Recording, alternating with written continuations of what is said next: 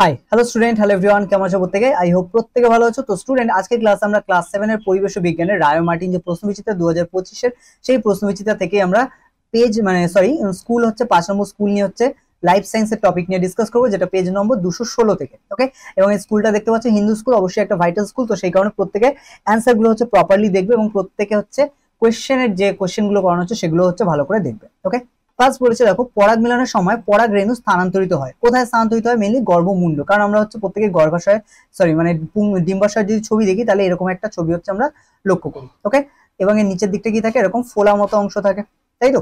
তো এখানে পরাগ রেণু যেগুলো বাতাসে ভাসতে থাকে সেগুলো কিন্তু আলটিমেটলি হচ্ছে এখানে আমাদের কোথায় এসে পড়ে? এই যে উপরের অংশটা আছে এর উপরে এসে পরপর হচ্ছে জমা হয়। ঠিক আছে, এখানে হচ্ছে এসে জমা হয়। তো এটাকেই আমরা কি বলি? গর্ভমুণ্ড। ওকে, এখানে গর্ভমুণ্ড হবে, গর্ভদণ্ড দিয়েছে, এটা হবে না, গর্ভমুণ্ড হবে। ওকে, অপশন বি গর্ভমুণ্ড। তাহলে এক্ষেত্রে গর্ভমুণ্ড হচ্ছে আমাদের সঠিক উত্তর। ওকে, নেক্সট দেখো বলেছে কোন পাতায় সৃষ্ট মূল বংশ বিস্তারে সাহায্য করে? তো এখানে পাথরকুচি পাতার মূল বংশ বিস্তারে সাহায্য করে। আচ্ছা, এছাড়া আরো একটা পাতা হয় যেটাকে আমরা বিগোনিয়া বলি। বিগোনিয়ার ক্ষেত্রেও কিন্তু তার যে পাতা সেটাও কিন্তু বংশ বিস্তারে সাহায্য করে।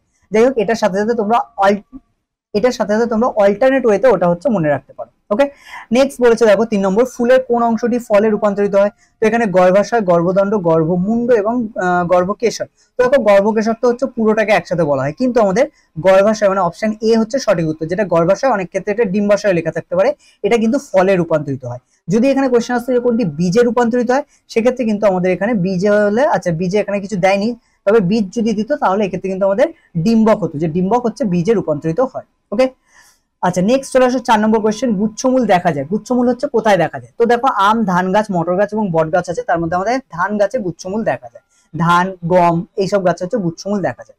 5 নম্বর কি আছে? মূলের ডগায় উপস্থিত টুপির মতো অংশটি হলো। মূলের ডগায় যে টুপির মতো অংশটি থাকে তাকে বলা হয় মূলত্র। ওকে, দেন দেখো চলে আসো আমাদের শূন্যস্থান পূরণ। বলেছে উষ্ণতা বৃদ্ধিতে ব্যাপনের হার ড্যাশ হয়। তো ব্যাপনের হার হচ্ছে বৃদ্ধি পায়।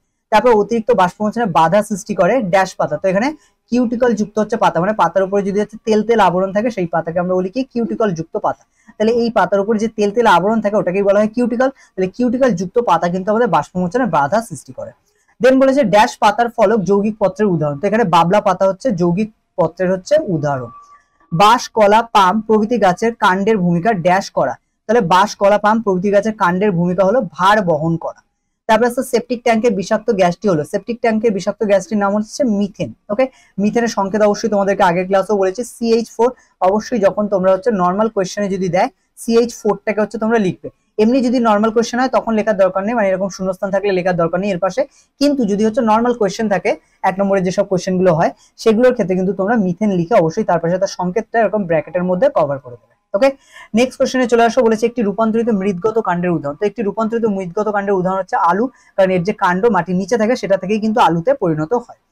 আমের রসল এবং শ্বাসযুক্ত অংশ যেটা আমরা খেয়ে থাকি এটাকে কি বলা হয়? এটাকে বলা হয় মধ্যত্বক বা মেসোকার্পও বলা হয়। ওকে, নেক্সট চলে আসো। বলেছে কুমড়োর ফুলে কি রকম পরাগযোগ লক্ষ্য করা যায়? তো কুমড়ো যেহেতু হচ্ছে মানে তোমার এক লিঙ্গ ফুল, মানে একটা কুমড়ো ফুলের মধ্যে একটাই মাত্র লিঙ্গ প্রেজেন্ট থাকে, হয় এটা হচ্ছে মেল হবে অথবা হচ্ছে ফিমেল হবে। ওকে, তো এটা মেল আর ফিমেল যেহেতু দুটো আলাদা ফুলে হচ্ছে লক্ষ্য করা যায়, মেল আর ফিমেল, তো সেই কারণে আমরা বলতে পারি মেল আর ফিমেল আলাদা হওয়ার কারণে এখানে আমাদের কিন্তু ইতর পরাগযোগ লক্ষ্য করা যায়। ওকে, নেক্সট চলে আসো। বলেছে পেঁয়াজ কাটার সময় চোখ জ্বালা করে, এটি কোন ঘটনার ফলশ্রুতি বা কোন ঘটনার লক্ষণ? তো এটা দেখো, সালফার যুক্ত যৌগ কিন্তু পেঁয়াজের যে খোসা তার মধ্যে জমা থাকে, এবার যখনই এটা কাটা হয় তখন এটা মানে তোমার ব্যাপন প্রক্রিয়ার মাধ্যমে বাষ্পীভূত হয়ে আমাদের পরিবেশে ছড়িয়ে পড়ে, আর সেটাই কিন্তু আমাদের চোখের মধ্যে আসার পরে আমাদের জ্বালা সৃষ্টি করে। ওকে, নেক্সট হচ্ছে কি দেখো, গাছের গাছের মূল লোমের মাধ্যমে মাটি থেকে জল শোষণ কোন ঘটনার উদাহরণ? তো এটাও কিন্তু একটি ব্যাপনের উদাহরণ।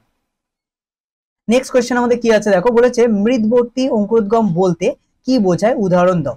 তো যেসব বীজে অঙ্কুরোদ্গমের সময় কোটিলেডন বা বীজপত্র মাটির নিচে থাকে তাদের হচ্ছে মৃদবর্তী অঙ্কুরোদ্গম বলা হয়। এটা আমরা আগেও করেছিলাম, যেটা আমাদের ছোলা, মটর, ধান এদের ক্ষেত্রে দেখা যায়। আর মৃদবর্তী অঙ্কুরোদ্গম এটা দেখলাম, তাহলে আরেকটা আছে আমাদের মৃদভেদী অঙ্কুরোদ্গম। তো ওটা কাকে বলে? যখন হচ্ছে আমাদের বীজপত্র বা কোটিলেডন, এখানে যেটা বলা হয়েছে বীজপত্র বা কোটিলেডন, এটা যদি মাটি ভেদ করে উপরে উঠে আসে তখন তাকে আমরা বলি হচ্ছে মৃদভেদী অঙ্কুরোদ্গম। ওকে, তারপর কি আছে দেখো, 2 নম্বর বলেছে সমুদ্রের মাছ কিভাবে নিজেদের দেহের জলের পরিমাণ স্বাভাবিক রাখে? তো সমুদ্রের মাছ হচ্ছে ঘনমূত্র ত্যাগ করে এবং খুব কম জল দেহ থেকে বেরিয়ে যায়। এর ফলে এদের দেহের হচ্ছে, এছাড়া হচ্ছে এদের দেহের যে কোষ থাকে সেখানে অতিরিক্ত পরিমাণ হচ্ছে লবণ থাকার কারণে এদের দেহে জল হচ্ছে ধরে রাখতে পারে। ওকে, নেক্সট কোশ্চেন আছে 3 নম্বর দেখো, হাইপোটনিক দ্রবণ বলতে কি বোঝো? এখানে তোমাদের বলে রাখি দ্রবণ হচ্ছে 3 প্রকার, হাইপোটনিক, হাইপারটনিক আর আইসোটনিক, 3 প্রকার। হাইপো মানে হচ্ছে মনে রাখতে হবে, হাইপো মানে হচ্ছে বিলো, মানে যখন মানে দ্রবণের সলিউশনের যে গাঢ়ত্ব সেটা কম থাকবে তখন তাকে বলা হয় হাইপোটনিক। যখন হচ্ছে হাইপার বলা হবে, হাইপার মানে কি অনেক বেশি, আমরা বলি না যে হাইপার হয়ে গেছে কোনো কিছু, ওকে? তো হাইপার বা হাইপার ডোজ বলা হয় বা হাইপার টেনশন বলা হয়, মানে কি যখন টেনশন অনেক বেশি হয়ে যায় বা কখনো ডোজ যদি অনেক বেশি হয়ে যায় সেটাকে হাইপার বলা হয়। তো এক্ষেত্রে মনে রাখতে হবে যে আমাদের হাইপার যখন মানে হাইপোটনিক হচ্ছে এটা, আর হাইপারটনিক যখন ওভার হয়ে যাবে বা বেশি হয়ে যাবে তখন থেকে আমরা হাইপার বলি। আর আইসো কাকে বলা হয়? যখন সেম সেম থাকবে, মানে হচ্ছে একটা কোষ এবং তার বাইরে যে দ্রবণ আছে সেই দুটোর প্রকৃতি যদি সেম থাকে তখন তাকে আমরা বলবো কি মানে আইসোটনিক, ঠিক আছে? আইসো মানে হচ্ছে সমান।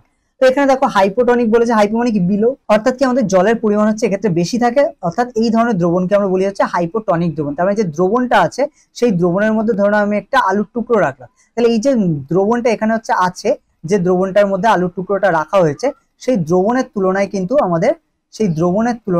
আমাদের এখানে যে আলুর টুকরোটা তার তুলনায় দ্রবণটার যে মানে গাঢ়ত্ব সেটা কিন্তু কম। তো এই কারণে এই দ্রবণকে বলা হচ্ছে হাইপোটনিক, ঠিক আছে? আচ্ছা, এই অবস্থায় জল ব্যাপন প্রক্রিয়া কোষের ভিতরে প্রবেশ করে, মানে এই আলুর যে কোষগুলো আছে তার মধ্যে বাইরে থেকে জল কিন্তু প্রবেশ করবে বা এন্টার করবে, ঠিক আছে? এবং কোষটা ফুলে উঠবে। নেক্সট আছে দেখো পত্রমূল কি এর কাজ লেখো। তো যখন পাতার নিচের দিকে মূল সৃষ্টি হয় তখন সেই মূলকে পত্রমূল বলে, বা আমরা বলতে পারি পাতা থেকে যে মূল সৃষ্টি হয় সেই মূলকেই পত্রমূল বলে। এর কাজ কি? মাটির থেকে হচ্ছে বা মাটির সাথে হচ্ছে দৃঢ়ভাবে কাণ্ডকে ধরে রাখা, আর মাটির থেকে হচ্ছে জল এবং খনিজ লবণ শোষণ করে পাতাকে সঞ্চয় করা বা পাতাকে হচ্ছে যোগান দেওয়া। উদাহরণ হিসেবে আমরা বলতে পারি পাথরকুচি গাছ বা পাথরকুচির পাতা।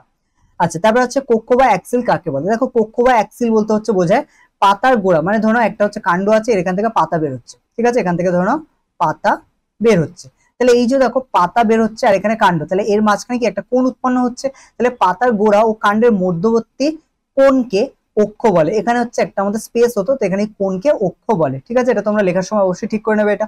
আচ্ছা, বিটপ কাকে বলে এখানে, বা বিটপ বলতে কি বোঝো? তো এখানে উদ্ভিদের মাটির উপরের যে অংশ থাকে যেখানে হচ্ছে ডাল, পাতা, ফুল, ফল ইত্যাদি নিয়ে গঠিত হয় তাকে আমরা বিটপ বলি, ওকে? তো এই হচ্ছে আমাদের আজকে লাইফ সায়েন্সের কোশ্চেন। আই হোপ তোমরা প্রত্যেকটা বুঝতে পেরেছো, কোথাও কোনো ডাউট নেই। যদি থাকে তাহলে তোমরা অবশ্যই কমেন্ট করে জানাচ্ছ।